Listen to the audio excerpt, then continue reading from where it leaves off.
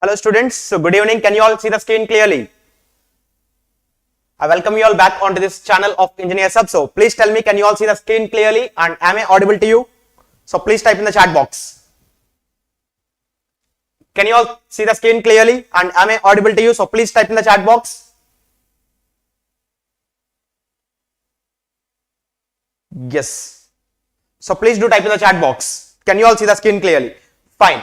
Then it's excellent. So we are very much happy to launch this course of this comprehensive course on fluid mechanics. Okay. So the response that we got for launching the XC solutions of GATE 2021 is what that inspired us to launch this course again on comprehensive course on fluid mechanics actually. And even you might be seeing that all the key that we gave for XC fluid mechanics this year was exactly matching with the official answer key. Correct. So that's why many students have even asked us to conduct this comprehensive course on fluid mechanics. So we came up with this initiative to start this complete comprehensive course on fluid mechanics. Okay. So coming to the fluid mechanics course, this course consists of total 11 chapters and that will be absolutely free for you guys. Okay. The only thing that we need to do is, since we are starting from very scratch, like from the zero levels, you need to be, you need to be consistent in the classes and please try to learn a bit of knowledge here. Okay. That's the only thing. So shall we go with the course? Are you all ready? So please type in the chat box. And also, if you are on this channel for the first time, please do subscribe the channel and also hit the like button so that the reach gets increased.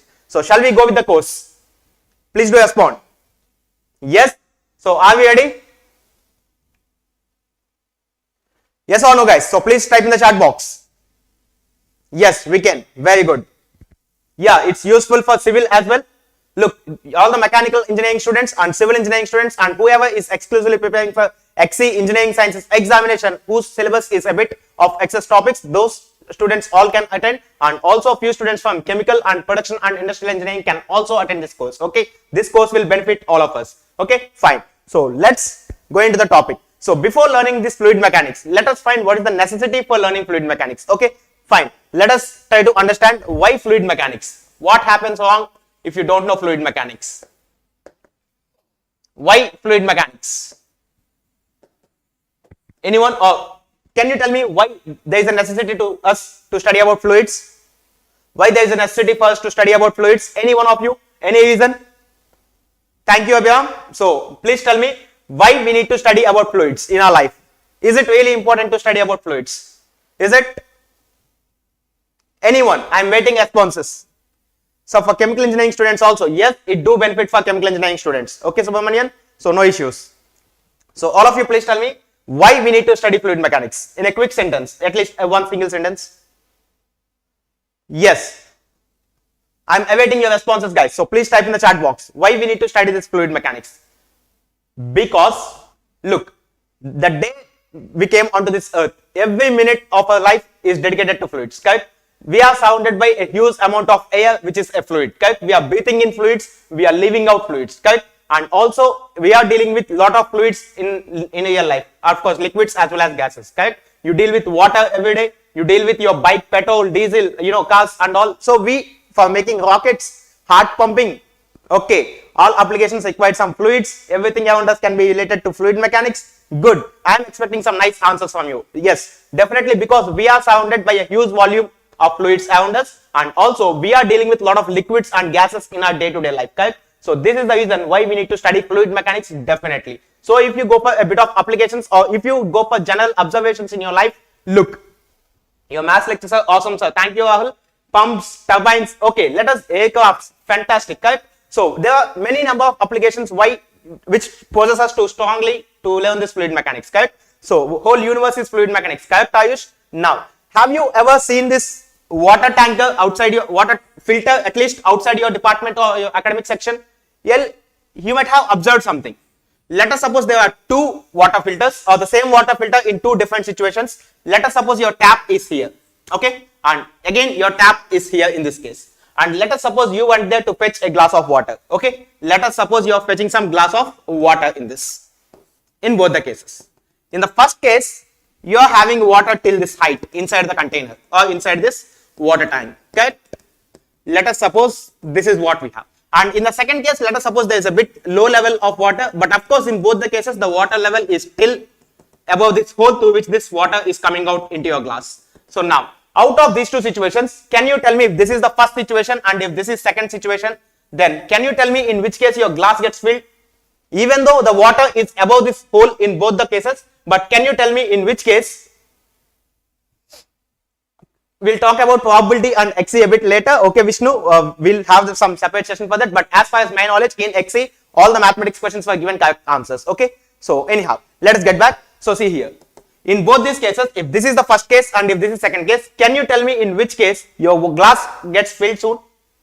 All of you, in the first case, we know this, correct? Because we might be experiencing this in our day-to-day life, that whenever the water level is a bit low, this glass takes a bit more time to get filled, correct? This is happening even if both the tanks are containing the water above this level. So there is some reason why this is happening, correct? And this reason is beyond some basic concepts, and this is something that's related to energy of the fluids, which of course we deal with, correct? Similarly, let us suppose, yes, first all of you are correct. Now, let us suppose I am suspending this marker on this air. Can I suspend this without giving any support in air? All of you. So please respond. Can I support this marker without any support in A like this by its own? Can we do this? No, we can't do this, correct? Because if I leave it, the moment I leave it, it falls down. But you see the weight of a helicopter or an aeroplane. What's the weight? It's hundreds of tons, and but of course it's purely suspended in air, correct? Without any external supports like hinges or any other thing, it's purely supported. Similarly, can I sustain myself on the top of water? I am just some 60 to 70 kgs in between, and can I stand on water consistently when there is a big level of water under me? No, we can't stand. But there are huge ships which are having some hundreds of tons weight again, but they are withstanding on water. So fluid mechanics is such a beautiful subject where we learn beyond the science. We learn beyond the things, correct? So definitely this fluid mechanics is having some very much importance in our day-to-day life and also in our comfort, human comfort basically, correct? So for example, if you know your aeroplane flies, some wings are here, so your aeroplane flies, correct? If your aeroplane is not able to fly or it's not able to withstand in air, then transportation from one place to another place will get a bit time taking, correct? But this aeroplane is a fantastic invention that it made human life again comfortable. But of course, this is able to done, people are able to do this with the help of fluid mechanics. We know this, correct? So fluid mechanics is involved in every moment of our life. So that's the reason why we need to study fluid mechanics. And the last but not the least reason, we need to get 12 marks in GATE examination as well, correct? Of course, majority of the branches, they have fluid mechanics as one of the strong core subject, and they need to have some knowledge on fluid mechanics for getting some good marks in the exams as well. But of course, beyond the exams and beyond the marks, this is the life where we are enjoying with the help of fluid mechanics, correct? So there is good amount of reason why we need to study fluid mechanics, clear? So now, how we'll advance in this course? This is the first thing, correct? So how we'll advance in this course? This course is completely divided into 11 chapters, okay? And we are planning to add one more chapter, which is the 12th chapter. So let us write all these things. So the first chapter that we are going to deal is fluid and its properties. Fluid and its properties. Fluid and its properties. So basically in this first chapter, we see what is a fluid, how you differentiate between a solid and a fluid, correct? And definitely every matter has some properties, and of course fluid is one such phase of matter and it do have some properties, correct? So in fluid and its properties, we see the basic definition of fluid, and we'll see how to differentiate a solid and a fluid, correct? And also we'll see what are the properties of different fluids like viscosity, capillarity, surface tension. Of course, capillarity is the consequence of surface tension again, but we'll see some of the properties which are very helpful for us in dealing these situations. Second, once this chapter is done, we enter slowly into the fluid statics. We enter slowly into the fluid statics, and you know, statics is nothing but the state at which the body is either completely stationary or it moves with uniform velocity, correct? Uniform in sense a constant velocity, means there is no net acceleration on the fluid body or any generally solid body also, if you talk only about statics, okay? So in fluid statics, we see what are the governing equations that govern terms like pressure and all other things. So we go for fluid statics in the second chapter, okay? In the third chapter, we see hydrostatic forces.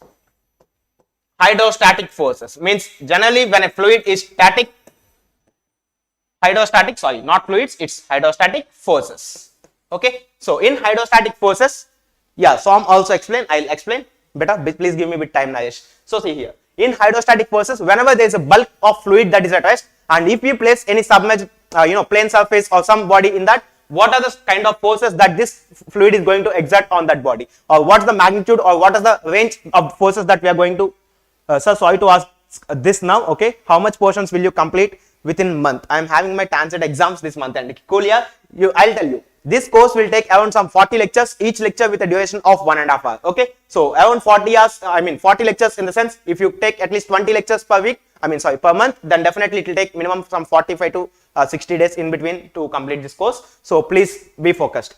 Next, once your hydrostatic forces is done, in hydrostatic forces, of course, we deal this on surfaces. So once you know how to deal with the hydrostatic forces on surfaces, then we will enter one very important topic, which is buoyancy and flotation. Buoyancy and flotation. We'll go for this topic of buoyancy and flotation. And of course, definitely when you submerge any body within some fluid, the fluid exerts some buoyant force because of this Archimedes principle and all, which are from our school knowledge. But of course, we do a bit of engineering emphasis on the concepts, and then we'll study this buoyancy and flotation in a more better way. Okay, next. Once your buoyancy and flotation is done, then we set the fluid in motion. So there, initially we'll be studying about fluid kinematics. And in fluid kinematics, we go for differential approach of fluid systems. Okay, so we'll go for differential analysis of fluid systems. We'll go for this, and once we start this chapter, we'll see how the velocity, or how if a fluid is set in motion, then we'll see how to study various kinematic parameters like the velocity, acceleration, or different streamlines, path lines. There are different definitions which could give the idea of moving fluid. So definitely we'll look at all those concepts in very keen detail in fluid mechanics, in fluid kinematics chapter. Okay, so once fluid kinematics is done, you know the difference between kinematics and kinetics. In kinematics, we don't bother about the force that's causing motion, correct? But of course, in kinetics or in fluid dynamics, we deal about the forces that's causing the motion even. So next, keep liking the session. Of course, please, definitely, if you like the session, then the reach gets increased and many others could get benefited out of this course, because this is for absolutely free, so you can do the things. Okay, next. So once you are done with fluid kinematics, then we'll go for fluid dynamics. Okay, so in fluid dynamics, we'll also involve the forces that's causing the motion. And of course, here in fluid dynamics, we go for integral approach of fluid systems, basically the control volume approach and all these things. So integral analysis of fluid systems, that's what we go generally here. Fluid systems, and of course we deal with all the energy and other main important parameters in this fluid dynamics session. Of course, we deal one of the basic important equation of fluid dynamics, which is the Bernoulli's equation, also in this chapter, and we move ahead by applying that Bernoulli's equation at different points in a fluid, correct? So once this is done, then we'll go for a bit of viscous flow of incompressible fluid.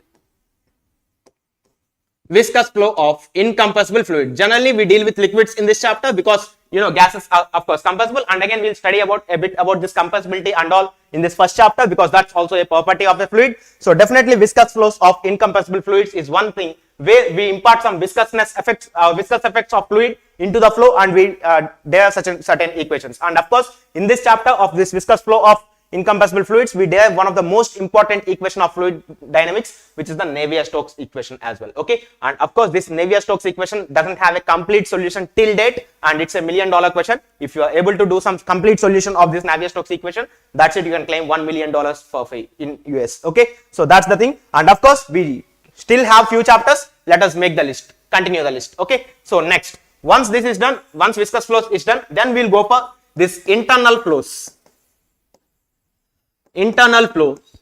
of incompressible fluid.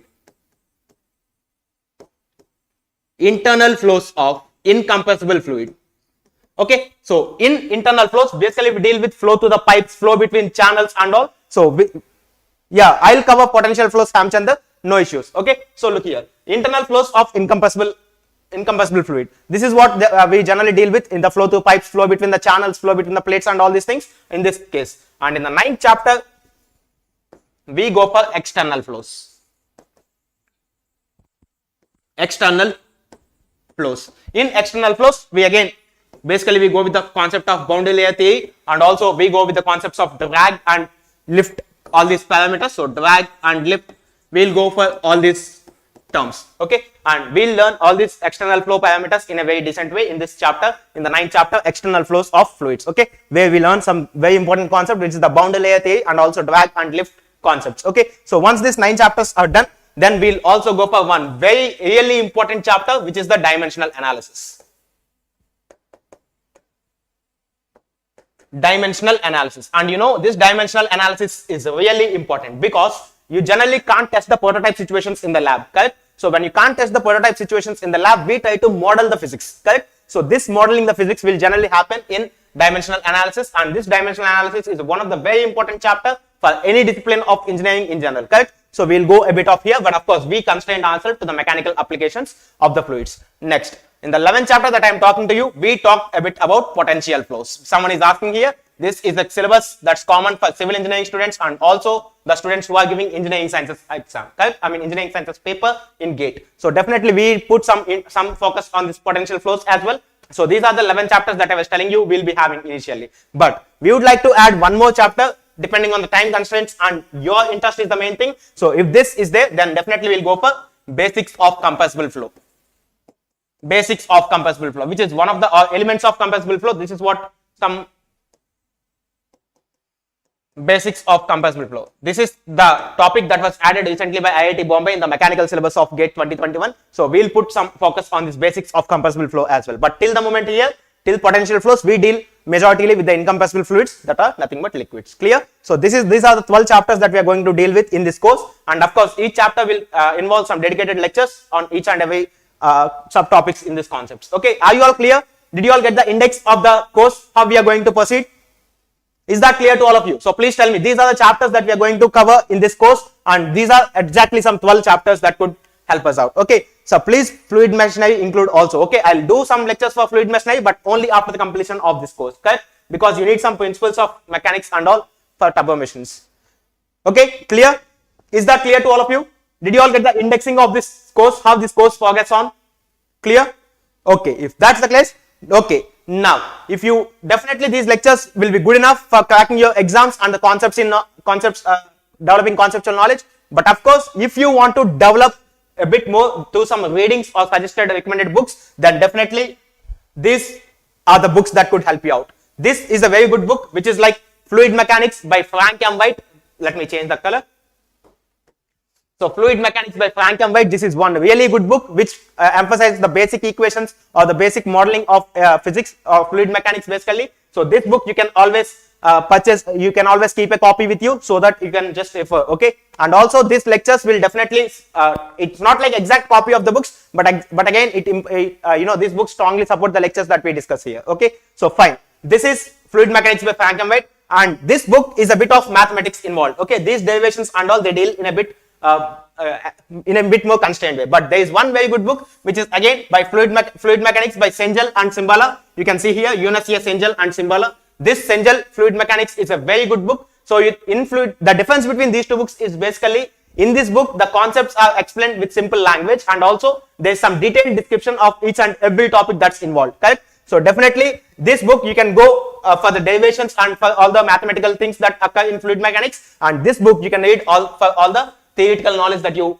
would like to learn in this course, okay? And also for practicing problems and also for gaining some more knowledge, you can always go for this book which is by Fluid Mechanics and Fluid Machines by S.K. Som and Gautam Biswas. S.K. Som is the professor at IIT Kanpur, of course retired, and this Gautam Biswas sir is also from IIT Kanpur, so definitely this could help you out. This book could help you out in solving few gate problems and also some nice problems of gate standard and beyond that as well, okay? So this book is very good book, S.K. Som and Gautam Biswas. And also one very important thing, this book by Shiv Kumar, we can see Fluid Mechanics and Fluid Machines by Shiv Kumar. This is it's a short notes kind of book, okay? There will be some direct points regarding the concepts, and also there will be enough number of problems that's happening on this fluid mechanics, okay? So these two books majority you can use for practicing your problems, whereas for imparting strong knowledge on theory, you can follow these two books. And okay, if your mathematics fundamentals are a bit strong, then you can definitely go for Frank M. White directly, okay? So did you get the idea on which books you can refer clearly? Yes, I do provide reference books and all, no issues, but did you all get which books you can refer?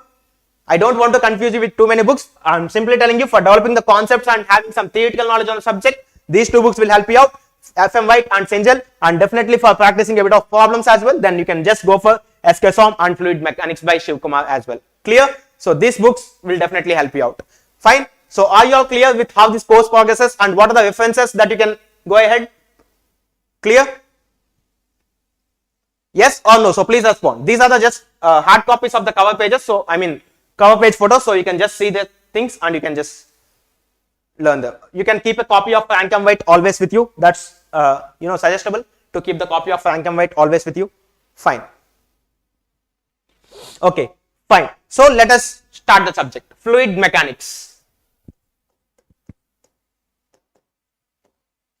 Fluid mechanics. And of course, before starting the subject straight away, I would like to tell you the class timings. For electrical engineering, also we are planning very soon, Vivek. We are in search of the faculties and all. Definitely once the correct team is out, we'll provide enough things for you as well, for all the branches. Okay. And one thing that I want to clarify before starting this course, every day we'll be having the class from 9:30 p.m. to 11 p.m. Clear? Only 1.5 hour session, 90 minutes. And we'll be having this class for 5 days a week. Okay. So Monday to Friday, 9:30 p.m. to 11 p.m. Correct? On Saturday and Sunday, we'll be giving off because we have some other assignments to do. So definitely this is the case. Clear? So if this is the case, then we'll start with the fluid mechanics. Now, what is the definition of fluid? What is the definition of fluid? As per your intuition, you can tell. Just you can quickly type in the chat box. Yes, Nayesh, there is a possibility to get top 10 rank. Definitely, if you work hard, I'm telling you one thing. For writing the GATE examination, you need not be very intellectuals. Okay, if your hard work is with you, that's it. You can clear the exam with very good rank and good marks. Okay. Fine. Anyhow, we are planning to conduct some non-technical sessions as well, like regarding how to write GATE and all these things. Of course, I do have some information on that at the later stages, but let us get back to the subject for some time. So, what is fluid mechanics basically? So, let us see what is a fluid. How do you identify the difference between a solid and a fluid? Any one of you. How do you identify the difference between a solid and a fluid? Come on, please respond. How do you differentiate between a solid and a fluid in general? Or what are fluids? Okay, property to flow easily is fluid. Okay, Pasula Bhumika. It has no shear stress. Which has no shear stress? Solid or fluid? Or both of them have some shear stress acting on them? Which can flow. Okay, so many of your intuition tells us something that can flow is called fluids, correct? So let us write a proper definition for fluid. Okay, and mechanics, mechanics is nothing but the study of mechanics is the study of motion of objects, motion of objects at rest or motion under the action of external forces. This is what mechanics is nothing but the branch that deals with the state of rest or motion of the bodies under the action of some external forces, correct? So now, what is a fluid? We'll see this. Undergo prolonged deformation, okay. Continuous deformation of substance due to application of shear stress. Okay, Girish. A fluid is something which deforms continuously under the action of infinitesimally small shear stress. Fantastic. Good. So let us see here. Fluid is nothing but a substance, and please frame the notes along with me. Okay, because I will be writing all the sentences in detail. So please take some time and keep on writing with me. Clear? If substance that deforms continuously under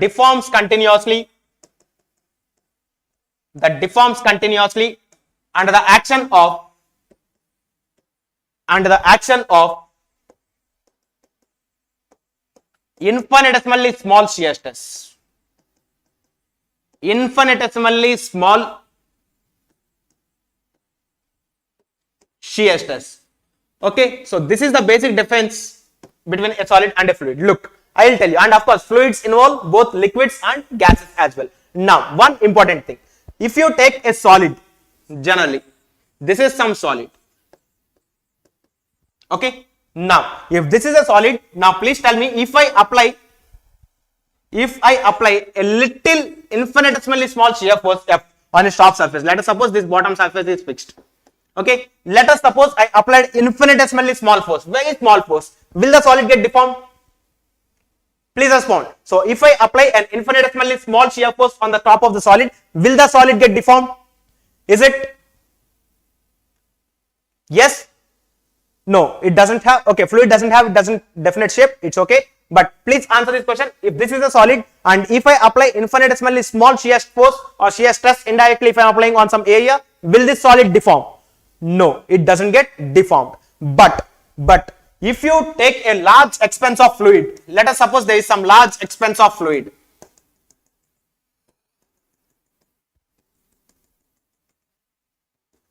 This is a large expanse of fluid.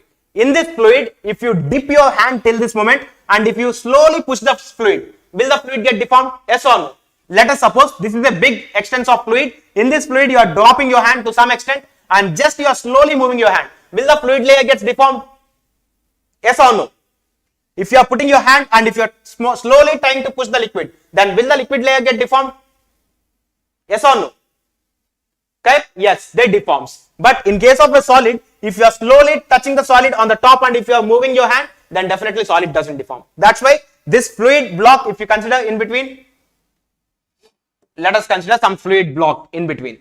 Okay, this is some fluid block. If this is some fluid block, then if you apply a little shear force to your hand or something, then what happens? Immediately this fluid starts deforming. And as long as you keep on applying this force, this fluid keep on deforming, correct? This fluid starts deforming. This is the basic difference between a solid. How many lectures it will take? It may take around some 40 to 45 lectures depending on the speed and all, because here I want to discuss all the PYQs of GATE as well, so that these concepts which you learn here will definitely help you out in solving problems. Okay, so fine. So see here, this is the difference between solid and fluid basically. Under the action of even infinitesimally small shear force, this fluid starts deforming. So one thing is very clear. Solids can resist shear stress in static condition or in static state with some finite deformation. With some finite deformation. Correct? Because if you, yes, on the basis of shear force only. There are few other things depending on the cohesive forces and all, or the molecular packing and all, but of course since we are looking at the fluid's point of view, so we are defining this solid versus fluid on the basis of some shear force that's acting on this, correct? Yes, exception of viscoelastic fluids. Of course, there is some special case of fluids which are the viscoelastic fluids, and definitely those fluids doesn't deform initially, like your toothpaste. As soon as you press your toothpaste, the toothpaste don't come out of your tube, correct? You need to apply some particular amount of shear stress, some yield shear stress, so that only the fluid motion starts, correct? So this is what it happens, of course. So now see here, solids can resist shear stress in static state with some finite deformation, as you can see clearly. If I keep on applying some good amount enough of force on this, or else let us suppose here, let I am drawing one more pic. So now if this force that's acting here is good enough, F minimum to which that can cause the deformation, then this shear stress acting on the layer will cause this motion of block. I mean, it will cause some deformation, correct? And of course, this deformation is finite. You know, generally shear stresses we do not with theta or phi some angle. So definitely this shear stress causes particular shear deformation in case of solid. But in case of fluids can't resist. Fluids can't resist shear stress or shear force. Maybe let us write shear force in static condition.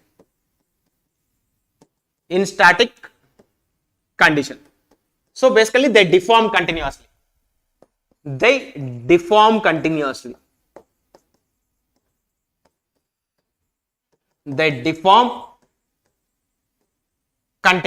Correct? So now generally if you take any fluid block in a big expanse of fluid, let us suppose there is some big expanse of fluid here.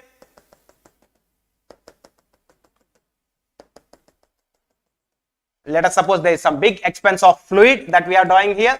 So in this big expanse of fluid, if you take a hypothetical fluid block at some location, let us suppose this is some hypothetical fluid block that you are trying to analyze, then as long as you keep on applying some infinitesimally small shear stress, as long as the stress acts, this fluid block starts deforming. In the initial, let us suppose this is the situation at time t is equal to 0, then at time t is equal to delta t, let us suppose this is the situation of the fluid block. Okay, this is the situation of the fluid block. Next, again after time t is equal to 2 times of delta t, if this force is still acting, this fluid still deforms, correct? This fluid element still it deforms. So basically this fluid element keep on deforming as long as this shear force F is acting on the surface of the fluid block. This is one thing that's very much clear. Okay, so basically your fluid element, which is initially in this form at time t is equal to 0, this is expecting some deformation, and of course this deformation is again continuous, correct, under the action of course some shear force F. Now if you go to strength of materials, is there any law that relates stress with strain in strength of materials, or in case of deformable solids, is there any law that denotes about the relation of stress and strain in solid mechanics or in deformable body mechanics? Anything that of your interest? Is there any law in solid mechanics that tells us about the relation between stress and strain? Yes or no? So please respond. Is there any law that relates stress with strain in deformable body mechanics? Hooke's law, correct? Yeah, Hooke's law is something that relates stress with strain in case of solids. In solids, we write stress is directly proportional to strain in case of solids. Why we write this? Because the strain that's happening in the solid is finite. Yeah, Hooke's law, correct. Why we are writing this Hooke's law? Why we are writing strain here? Because in solids, whenever you are applying certain amount of shear force, this deformation that's happening in the solid means if initially the layers are like this, on application of this minimum force, they deform a bit, and of course they are static in that situation. So definitely there is some finite strain. But in case of fluids, is the strain finite? In case of fluids, is the strain finite? After some time you will be getting some other deformation here. Yes or no? So in fluids, is the strain fixed?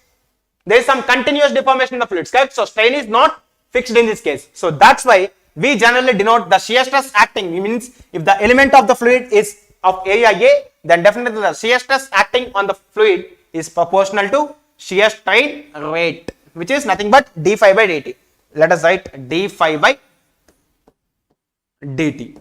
Here we are writing strain rate because in fluids the deformation is not finite. It happens continuously, and somewhere where it happens continuously we need to talk about rates but not of finite deformations like in case of solids, correct? So this tau is directly proportional to d phi by dt is nothing but, this law is nothing but Newton's law of viscosity. Newton's law of viscosity. Of course, we'll see what is this viscosity and all, but of course, one thing that I would like to tell you, because we are differentiating solids and fluids at this moment.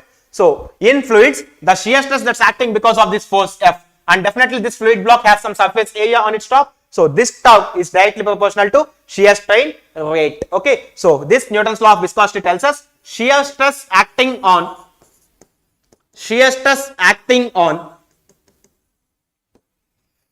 any layer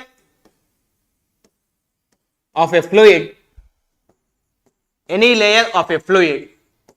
is directly proportional to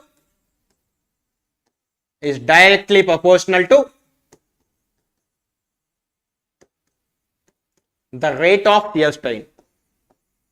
The rate of shear strain of the layer, because the layer gets deformed. For example, if you take this point which is initially here, it got displaced here, and there is some movement in the edge, correct? So shear strain of the rate of shear strain of the layer, you can write layer.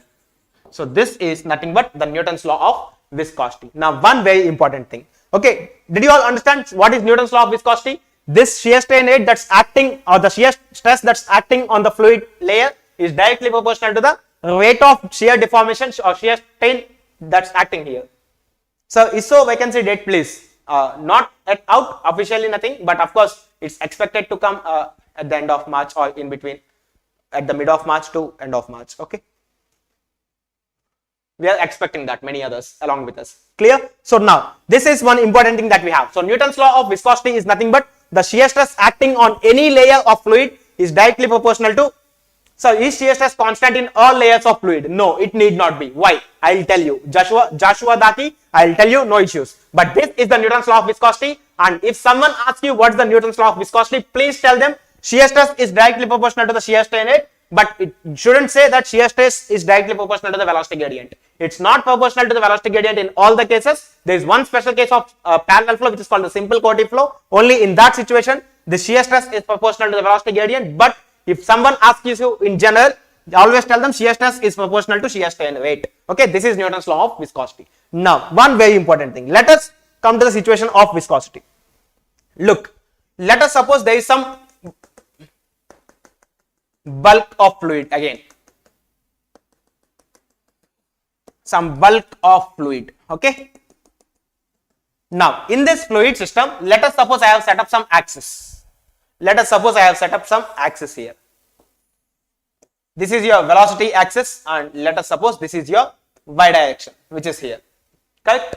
Now, if you try to deform this fluid, let us suppose this down is a bed. So, the initial velocity is, the velocity of this layer is 0, and this fluid which is on the top is moving. Now, tell me one thing. If this fluid is moving, generally, it's not an ideal fluid. It has some viscosity and all. So, now, if this fluid is moving, will the velocity of this layer and this layer, will it be same? Please tell me. If the fluid is not an ideal fluid, means it has some viscosity involved in it, then please tell me, will the velocity of this layer and this layer, will it be same or will they be different? Will they be same or will they be different? Please tell me this. If the fluid is having some viscosity in it, then please tell me whether this layer and this second layer, which is here, will they move with same velocity or they'll have some differences? They don't move with same velocity. Correct? Now, see carefully. Let us suppose there is some, let us draw some more fluid in between.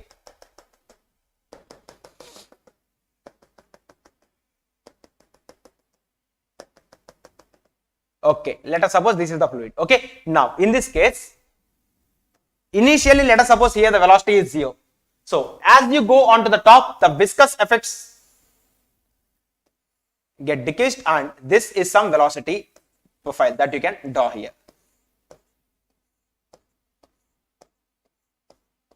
Correct? Because as you go on to the top, this course will be completely free of cost. Yes, Abhishek, this will be completely free of cost. No issues. Okay, so this is the case. So if this is the case, if the velocity is increasing continuously, then this is y-axis. So let me take some elemental strip at a distance y from this bottom. So at a surface y or at a distance y, let us take some elemental small strip which is of thickness dy.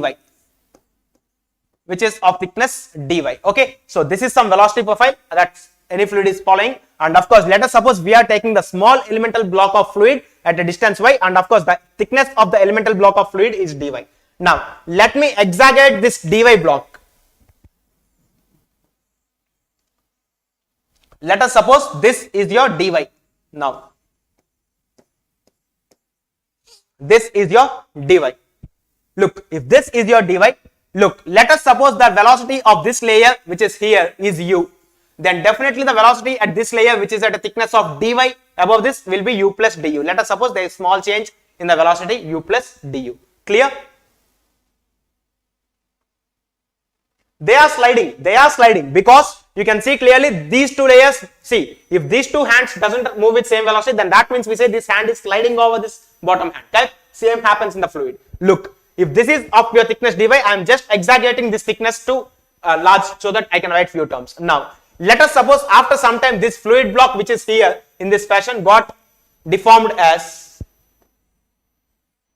this because of some finite deformations, because some shear stress is acting, so there is some flow that's happening, and because of that the small elemental block that we are taking here, let us suppose this is the small elemental block that we are taking here. This block, if you expand, let us suppose initially the block which is like this, then definitely after some time delta t or small time dt, then definitely this block will take this shape because of some finite deformation in the fluid. Now, let us suppose the velocity of this layer is u and this layer it's u plus du. Correct? Now, please tell me one thing. If the velocity of this layer is u, then in a small time interval t, can you tell me what is the distance traveled by this point? If the lower block or if the lower phase velocity is u, then in a small time dt, can you tell me what is the distance covered by this point? All of you. Can you tell me what is the distance followed by this point? I need some answers from you because fluid mechanics is a descriptive kind of course and it needs mutual interaction. Okay, so please tell me if this is your initial velocity, if this is your velocity of the lower phase, then in a small time interval dt, small dt, then please tell me what is the distance covered by this point from here to here. U into dt, correct? It's u times of dt, correct? U times of dt, yes, good. If this velocity is u plus du, then can you tell me what is the distance covered in the same time dt? If this is u plus du, then can you please tell me what is the distance covered in this case? This is nothing but u plus du into dt, correct? Yes, this is u plus du into dt. Now, one thing is very clear, see carefully, Initially, the fluid element could have been something like this, but because of the deformation that's taking place, the fluid element has taken some new different form, and this is nothing but the shear strain that's happening, phi. Okay, if this is phi, now can you tell me what will be the length of this portion here? This is dy, because this distance is not changed, so this is always dy, because the fluid is not experiencing any compressible effects, so this is dy. Now, if this is dy, can you please tell me what will be this distance? Look, this is u dt, so this distance has also be u dt, but this complete change is u plus du into dt. So can I say this distance which is here is nothing but du into dt? Can I say this? Yes or no? I want to tell one thing very clear here. Can I say this small length which is here is nothing but du into dt? Yes or no? Correct? If this is du into dt, then definitely this block is also du into dt, and of course this is dy.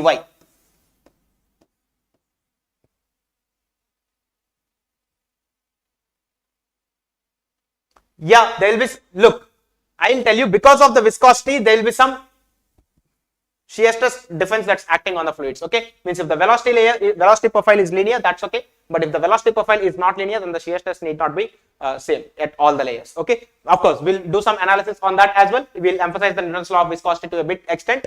So see here, this is dy and this is the things. Now, okay, this is d phi. Let us suppose the shear strain is also very small, so let us suppose shear strain is also very small, so let us suppose this, let me draw the things a bit. So let us suppose this is d phi, very small shear strain. Let us assume this as very small shear strain. So this angle which is here we are writing is nothing but d phi. Fine. Now, how many dy?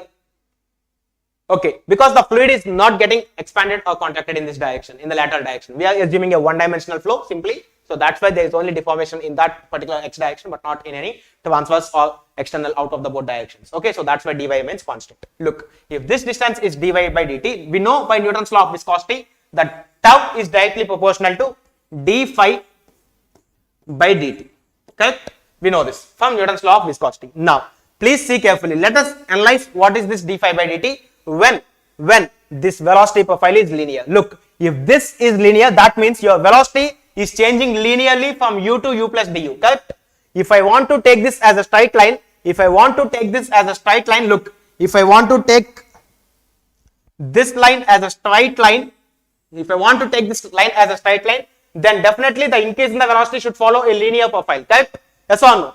This should be increasing constantly at constant rate. Correct? Can you all agree that if I want to take this as a triangle, means if I want to take this as a straight line, then definitely this velocity profile which is changing here from u to u plus du, this should change linearly. Yes or no? This line has to be a straight line. That means the velocity from u to u plus du is changing linearly over the length dy. Correct? Yes or no? So please respond. Is that happening? This line has to be a straight line, which means the velocity should change linearly. If that is happening, then I can change this, then I can take this as a triangle. So see here, for linear velocity profiles,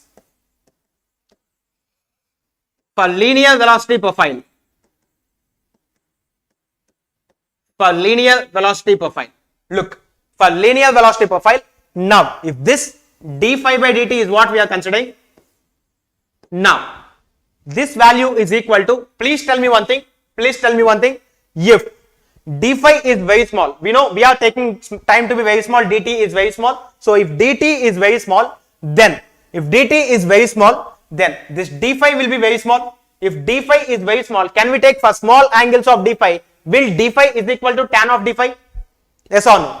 D phi is nothing but, it's very much equal to tan of d phi. Correct? Because for small angles, theta is equal to tan theta. See here, for very small angles, theta is almost equal to tan theta, because in mathematics we deal something called Taylor series, and there we see for small values of x is equal to sin x, and also x can be approximated as, or tan x can be approximated as x. We know this, correct? So if we are replacing this with tan of d phi by dt, now from this triangle, what could be tan of d phi? From any of the triangles, you can take any of the triangles. Since we have marked all the things here, let us take this triangle into consideration. If you are taking this triangle into consideration, then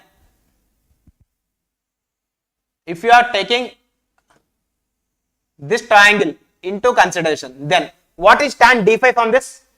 Tan d phi is nothing but opposite side divided by the adjacent side, correct? So tan d phi is nothing but du into dt by dy, and of course there is division with dt here, correct? This is nothing but tan d phi divided by dt, correct? So if you cancel this dt and dt, then what is remaining with you? This d phi by dt is nothing but du by dy, which is nothing but the rate of change of velocity in the y direction, and that's nothing but velocity gradient, correct? And for writing this velocity gradient, we made one very important assumption, which is for linear velocity profile. So for linear velocity profiles, definitely this shear stress you can write for linear velocity profiles.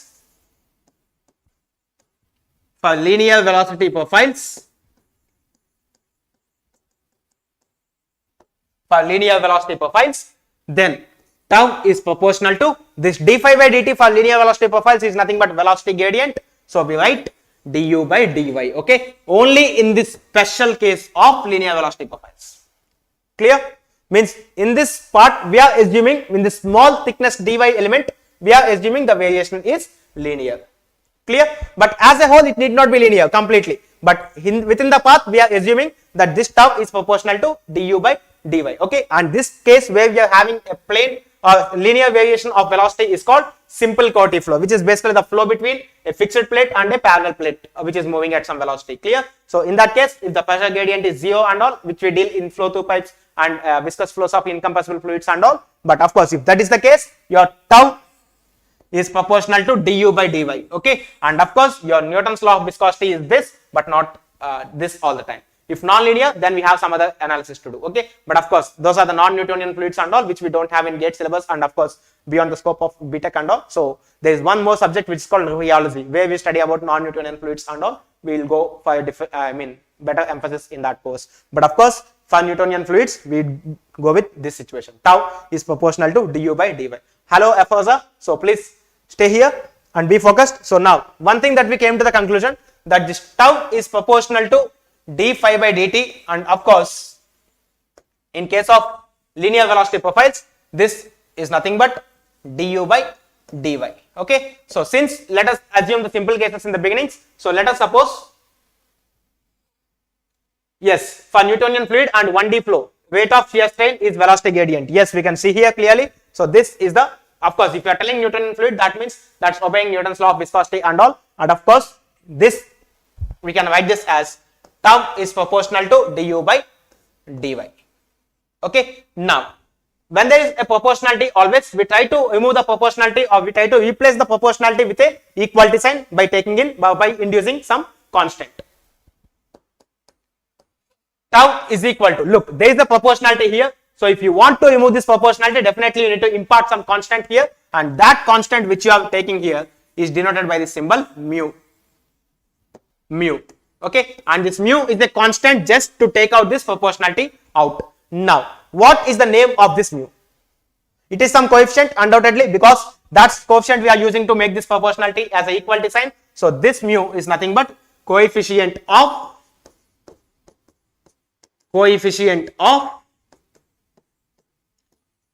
Dynamic viscosity. Dynamic viscosity, or some books they just write it as dynamic viscosity. Correct? Why this is a coefficient that's relating to viscosity? Because if this mu is more, or let's write an equation for this. Mu is equal to tau by du by dy. Correct? From this equation. Correct? The value of this constant mu is nothing but tau, the shear stress that's acting on a layer, divided by du by dy. If this is the case, then yeah, coefficient of viscosity, of course. So now see carefully. Why this is named as coefficient of dynamic viscosity means why this is a measure of viscosity. See here. If you have any fluid which is having some value of mu, then to create a velocity gradient of du by dy means in a given fluid block of width dy, then to create a velocity gradient of du within that dy element block, what is the shear stress that you need to apply on the fluid element? Are you getting my point? Look, if there is some expanse of fluid, let us suppose this is air and that is water, for example. Let us suppose this is air and this is water.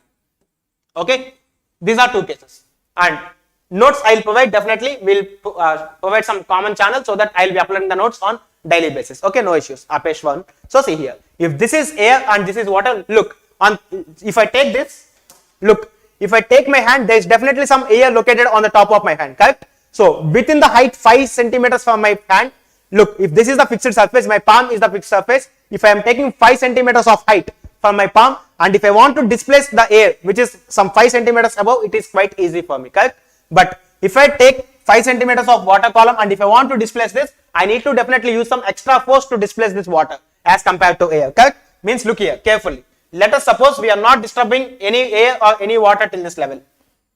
Let us suppose this is our reference. Now, at a distance of 5 centimeters, let us suppose at a distance of 5 centimeters, I want to displace this layer of air, and similarly at a distance of 5 centimeters, I want to displace this layer of water.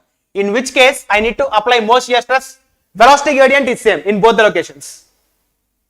Yes, viscosity is of course the property of the liquid. So see here.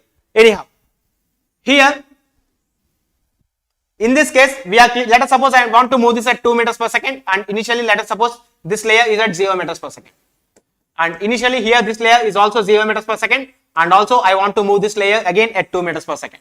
And the velocity gradient that I am going to create in y direction is same in both the cases. Now in which case, in case of air or in case of water, I think, okay fine. So see carefully. In these cases, the velocity gradient is same. So now in case of air or in case of water, in which case I need to apply more shear stress.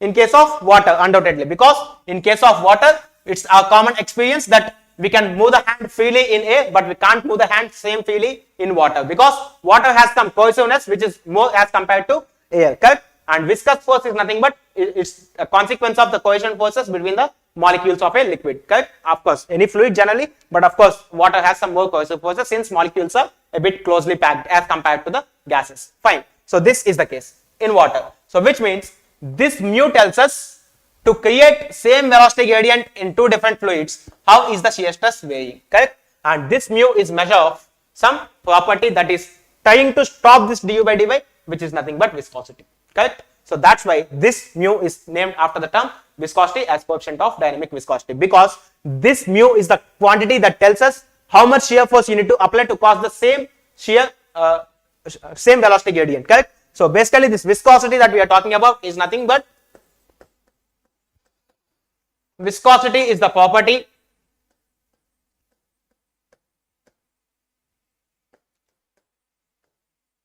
that offers the resistance of a fluid. Viscosity is the property that offers the resistance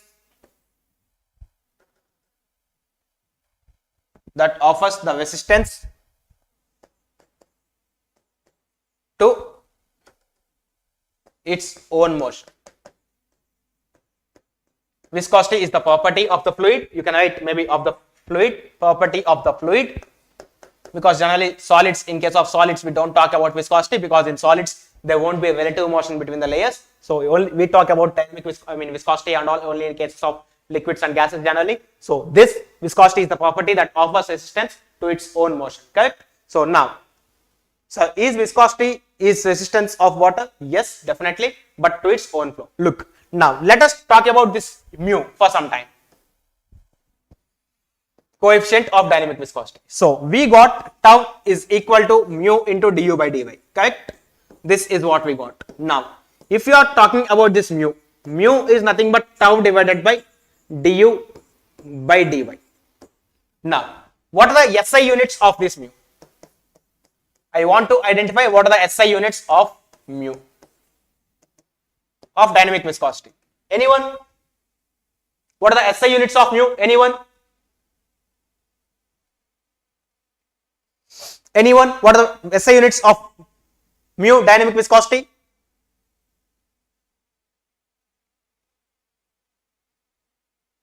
What are the SI units of dynamic viscosity? Anyone? Look, let us try to quickly analyze. The mu is nothing but tau divided by du by dy. So what are the SI units of shear stress? It's nothing but Newton per meter square, correct? Divided by, what are the SI units of du by dy? Du is nothing but the difference in velocity. Difference in velocity is nothing but the units of velocity, meters per second, divided by Newton meters per second square or Newton second per meter square. Please be careful, okay? Pascal seconds, correct? Suyanda Pujari, yes, Newton second per meter square. Look here, because this tau has the units of Newton per meter square, and this du is nothing but the change in velocity, which means the dimensions of du and the dimensions of velocity both are same, and this dimensions of this dy is nothing but meters, because that is some thickness of the block that we are taking. So the ratio or this simplification is nothing but the SI units of mu. So let us simplify a few things here. This meters gets cancelled. So we have Newton by meter square divided by 1 by second. So this is nothing but Newton second per meter square. These are the SI units, correct? So the SI units of dynamic viscosity is Newton second per meter square, and this is a gate question few times. So please make a note of this. So SI units of this dynamic viscosity are nothing but Newton second per meter square. Now, one very important thing. Yeah, kg meter second, of course, in MKS system. So see here, in CGS unit, or else, first of all, let us write the dimensions of mu. Dimensions of mu. Dimensions of mu. So dimensions of mu is nothing but dimensions of tau divided by dimensions of velocity gradient, which is du by dy, correct? This is what we have. So now Pascal second or Newton second per meter square, correct? That's what we have seen here. You can clearly see the SI units of this dynamic viscosity are nothing but Newton second per meter square. Now let us get back here. So the dimensions of this dynamic viscosity, this is nothing but, now shear stress. What are the dimensions of shear stress? What are the dimensions of stress in general? Force divided by area, and you know force is nothing but mass into acceleration, correct? So mass into acceleration, and the dimensions of force is nothing but mass is nothing but m into acceleration is meters per second square. So you write L T power minus 2. These are the units of force. So if you want to write the units of stress, dimensions of stress, then force, which is m L T power minus 2 divided by area, L square, divided by the velocity gradient. Velocity gradient is nothing but the dimensions of the velocity are meters per second. So L T power minus 1 divided by the dimensions of this dy is nothing but length. So this is the way how we write this. Okay. Viscosity is related to temperature of fluid. Yes, there are few things. We will see the variation of viscosity with respect to temperatures, both in fluids, I mean both in liquids and gases. So no issues. Once we finish this, we will go there. Clear? Fine. We'll see how this viscosity gets affected with respect to temperature in liquids and also in gases. Okay. So no issue. See here. So if you simplify the things a bit, you can get this L gets cancelled and the square gets cancelled. So if you T power minus 1 cancels this T power minus 1. So if you see clearly, we have the units of m. You see this L is in the denominator still. So L power minus 1 into, there is 1 T power minus 1 in the numerator. So L power minus 1 into T power minus 1. So these are the units of dynamic viscosity, correct? So the units of dynamic viscosity or the dimensions of dynamic viscosity are nothing but m L power minus 1 T power minus 1. This is the case. Okay. Now what are the CGS units? What are the CGS units of viscosity? Anyone? What are the CGS units of viscosity?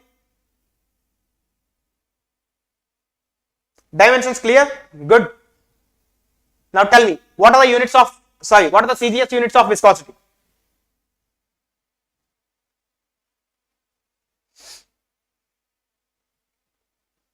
We'll see how viscosity gets affected with temperature, but may not be in today's class, maybe in tomorrow's class. CGS unit is poise, correct? We'll see what is the CGS units also. In SI units, we got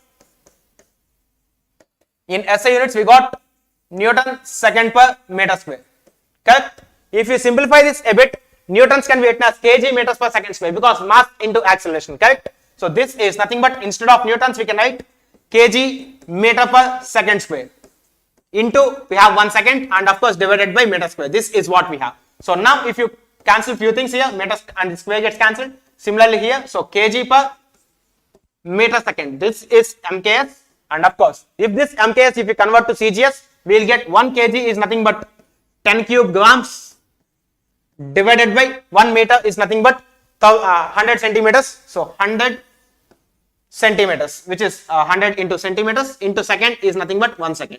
So we can have this as 10 here. So which means we have one very clear thing here. See carefully. Let us shorten the screen a bit so you can still see. Okay, I hope this is fine. Okay, so see here. This is nothing but 10 times grams per centimeter second, correct? And this gram per centimeter second is termed as poise. This CGS unit which is here is nothing but poise. So this deduction we got it from 1 Newton second per meter square, correct? So this means 1 Newton second per meter square is equal to 10 poise. So that means what does 1 poise equal to? So 1 poise is equal to 10 power minus 1, correct? Thank you, advance Vanar. So this 10, if it goes on to the other side, it's 0.1 Newton second per meter square. So 1 poise is nothing but 10 power minus 1 Newton second per meter square. Okay, so that's why generally 1 poise is nothing but 0.1 Newton second per meter square, correct? So this is always that we can write. So let us summarize here. 1 poise is nothing but 0.1, which is nothing but 10 power minus 1 that we got there. So 10 power minus, 0.1 Newton second per meter square. Okay, so this is the CGS unit of course, the relation between CGS and SI units of dynamic viscosity. Is that clear to all of you? Are you all clear? Are you all clear till this moment? 10 power minus 1 Pascal second, of course, that's the same thing. All directly can do here. 1 Newton is nothing but 10 power 5 dynes and meter square is nothing but 10 power 4 centimeter square. So you can just even solve there. No issues. So are you all clear till here? You have to see this class because definitely this class is useful for you. Okay. This lecture series is exclusively for engineering students. It's not for JEE mains and advanced students. So please don't try to watch this because it consumes most of your time. So please don't. I suggest not to watch. Okay. Is that clear till this moment to all of you? Clear? Very good. Shall we quickly recollect all the things that we learned in today's class because it's already 10:40 and our class is scheduled till 11 o'clock. So please see here. Let us quickly go through the things that we learned today. So we have seen what are the different modules that we are going to cover in this class. So fluid and its properties is our first chapter, and we have seen clearly what is the difference between a solid and also some viscosity as well. Correct? So once these are the reference books that I gave you, so that you can get some knowledge on which books to refer, and we have seen the definition of a fluid, what is a fluid basically, and also we have seen poise conversation, very clear. Okay, thank you Sensei. Yeah, I teach. Is your complete fluid mechanics, sorry, what is that? SK the knowledge. Is your complete fluid mechanics course free on YouTube? Yes, this will be off free. And yeah, we'll teach strength of materials as well, but not immediately. Once we complete the fluid mechanics, then we'll take up the next project as strength of materials better. Okay, fine. So we have seen what's the basic difference between a solid and a fluid. So solids basically they can withstand the shear force or the shear stress that's acting on them with some finite deformations. But of course, in case of a fluids, these fluids they keep on continuously deforming at every time interval. So that's why in case of solids we write stress is proportional to strain, or the shear stress that's acting is proportional to the shear strain. But of course in fluids we generally write the shear stress that's acting is directly proportional to the rate of shear strain, because this shear strain is not fixed in case of fluids. Correct? It happens continuously.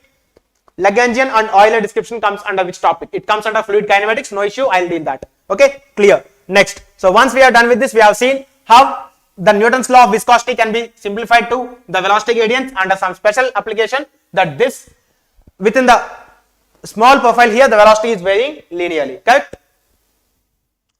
No, open channel flow is not in the things of civil in the revised syllabus. Of course, that's in the advanced parts, but of course only in the fluid mechanics, basic fluid mechanics, that's not involved. Okay, so I'm not going to deal open channel flow. I'm clarifying you. Banu Aya.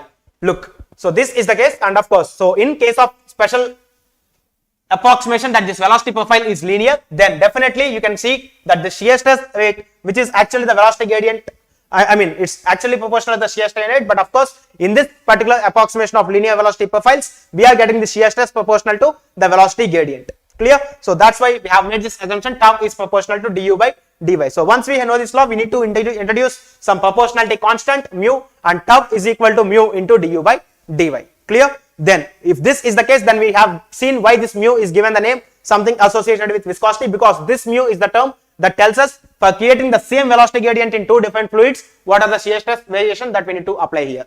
Correct? This is what we can have. Next, we have seen some SI units of dynamic viscosity, and also we have seen some conversions or the dimensions of dynamic viscosity, and some CGS, MKS, and of course SI units. These are the MKS units. Okay, kg meter second. So all these things are identical. Okay, and of course you can see clearly one SI units is nothing but one MKS units. Okay, so in few exams, if they give you viscosity in terms of kg per meter second, please don't put 10 power minus 1 and all, because they have only in CGS units. In MKS units, you can see clearly we have taken 1 Newton second per meter square, and finally we got only 1 kg meter per second. But of course, in case of CGS units, we got 1 Newton second per meter square is equal to 10 poise. These are the conversions that are really important for us, because in exams they may not give you all the things in SI units sometimes to confuse you. Okay, but if they are giving in MKS, please don't convert any values, just what are the value they have given for viscosity or dynamic viscosity to be precise, you just apply there.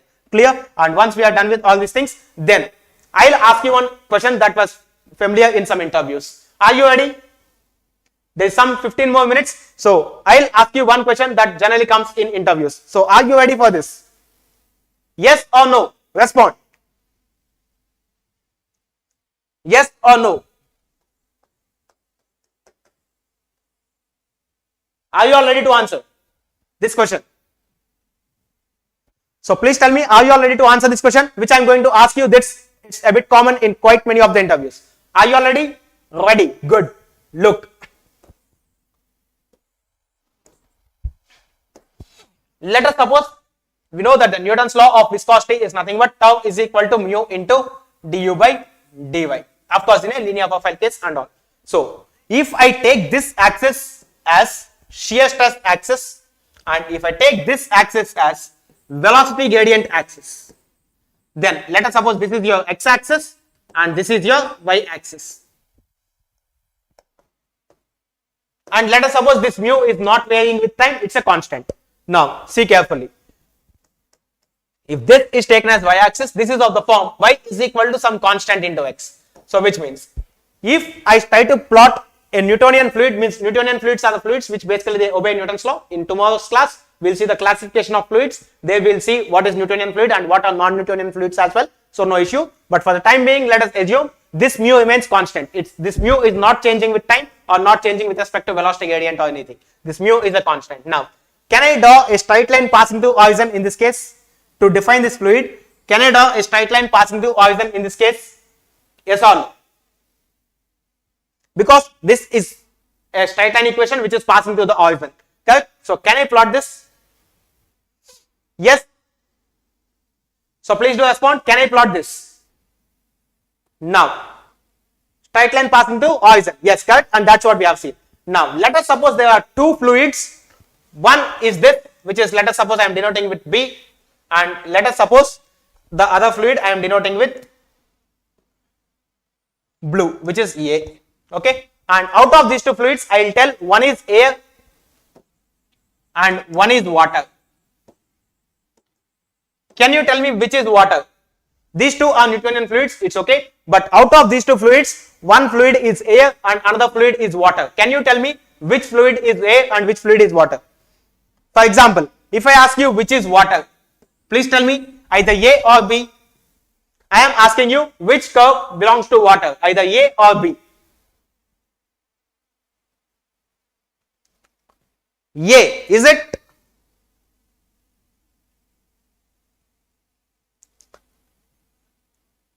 A is water or B is water? All of you. A, good. Because you know from this definition, this mu is nothing but tau divided by du by dy, and this mu is nothing but geometrically representing the slope of this curve, and you know the dynamic viscosity of water is more than dynamic viscosity of air. You know this, correct? A is water, because here if you compare this equation with this y is equal to kx, this mu is the term that is representing the slope of this curve, correct? If you see, you know the dynamic viscosity of the water is more than dynamic viscosity of air, so which means the line having the more slope is nothing but water, and this is the line that's having more slope, obviously. So this is your water and this is your air. Clear?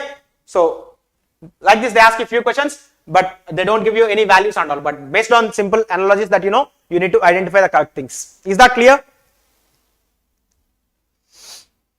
Is that clear to all of you? Fine. In tomorrow's class, we will define what is kinematic viscosity, and of course, before going to kinematic viscosity, we will see what is the effect of temperature basically on liquids and gases as well. Okay, fine. So now, are you all clear till this point? Are you all clear till this point? Yes. So please tell me what is the class timing tomorrow? Please tell me what is the class timing tomorrow of this fluid mechanics lecture number 2.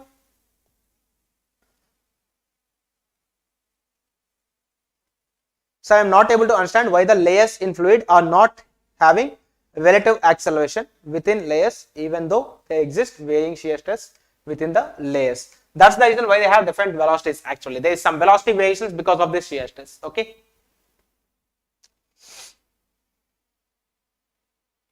And of course, we will see more about this shear stress and also this acceleration of the fluid in viscous flows of incompressible fluids. Okay, chapter number 7 that we are dealing with.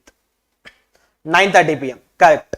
Okay, so please don't miss the class, because in tomorrow's class I will be continuing. I know that you enjoyed the conversions, few points that you really enjoyed, like conversion of this dimensions of mu and all. So every day we'll be going in very much detail and also very slowly. Okay, and I think we are not teaching so fast, it's a bit slow, so definitely we'll have this. And tomorrow's class is at 9:30 p.m. again, and don't worry, you can always find the link of the class on the top of the YouTube channel of Engineers Hub, so you can always find. So before closing this lecture, I want to give you a few things, few inputs, and this is our classroom, actually offline classroom that's happening here, and we have started offline classes, and we are running both regular batch and also weekend batches. Correct? Regular batch is a daily batch where you will be having classes from Monday to Friday and Sunday, of course, daily basis. But of course, we are starting regular weekend batches also for the college ongoing students. That's already continuing. So if you are interested to join with Engineers Hub, you can always join. And for contacts and all, at the end, I am going to provide you some contact details. Okay. See here. Hi Kaundinya, 9:30 to 11. Correct. Those are the class timings. But of course, this is our offline classroom. And actually, this is not the complete picture. There is there are 2 more rows actually to the right of this, and there is already some 90 to 95 strength that's already attending the lectures. Okay. So if you feel that you can join here, you can definitely find your seat. Okay. And also we are doing one very important thing. You can see in the official YouTube channel of Engineers Hub, we are running one playlist which is of job notifications. Okay. So all the recent jobs that are being posted by different PSUs or private sector industries that we are going to deal in this YouTube channel. And of course, I'm going to show you in live how this happens. So this is our basic YouTube channel of Engineers Hub. If you just type Engineers Hub in your YouTube search box, and if you click a search button, you can see what is Engineers Hub and all. So in playlists, you can clearly see, let us go to playlists. So in playlists, you can clearly see there is one playlist exclusively for this job notifications. Okay, and in this job notifications playlist, we are doing the analysis of recent job postings and all, and of course we are trying to put together all the things. Okay, so you can see these all are the recent videos that I posted. So IIM fellowships and NITI Mumbai, and of course NPCIL equipment, NTPC, GAIL. So all the recent updates that are about jobs and all, we are posting in this particular channel. So if you can find that this channel is really important and helpful for you, you can always subscribe to the channel. And of course, please do like the videos if you're liking the content, because like more number of likes increases, I mean, if the likes are more, then definitely the content reach will be more, and of course many others will get benefited out of this. Okay, and while teaching, I am taking all branches into consideration, so please don't miss these lectures. Please maintain consistency. Clear? If you maintain consistency, then definitely we'll have the enthusiasm to continue this course till the end, which is for free, of course. Correct? And the main inspiration for this class is, look, okay, see carefully. Fine. So the main enthusiasm, the main motivation for us for starting this course is when the moment we gave this XC key. You remember? I would like to show you even that video as well. So see clearly. There is some video that's being played here, but of course, if you see the home of this, we have done this engineering mathematics detailed solution session. You remember, where we have given the detailed solutions of fluid mechanics, XC paper and all. Correct? This is myself teaching some question of GATE 2021 XC. So you can see all these things clearly. And depending on all these things, many students have asked us, like, please do conduct a course for fluid mechanics as well, which is for free. So we are in front of you with this initiative. Clear? So it all depends on your enthusiasm. And of course, these are different domains to which you can contact Engineers Hub. So we have the official YouTube channel of Engineers Hub, where you can find a lot of useful content, and also on the YouTube content we have things like free playlists for engineering, thermodynamics, basic mathematics and all these things. And of course these are our Facebook page. So for any updates regarding all these things, you can definitely go to the Facebook page, LinkedIn profile, and of course this is our official website, engineershub.com. So if you click engineershub.com, we'll definitely get the all work related to this Engineers Hub. And also we have launched one app, which is the Infinity app. So definitely we are posting some free test series, and also very soon once the platform is completely ready, we are planning to launch some free live classes in the YouTube. Okay, I mean in the Infinity app. So please do install the Infinity Hub app, and also please do practice the test on daily basis. Correct? And of course this is our Twitter account, and of course Telegram channels of Engineers Hub Mechanical. You can always go to this Telegram channel for finding some notes and all others. Clear? Fine. So let us close this, because I think it's giving out some noise. Okay, fine. So these are the cases with us. So are you all clear? Are you all clear with this first lecture and its concept that we dealt with? So if that's the case, then we'll take a break for tomorrow, break for today, and we'll meet tomorrow again sharp at 9:30 p.m. on this channel. Is that clear? Yes?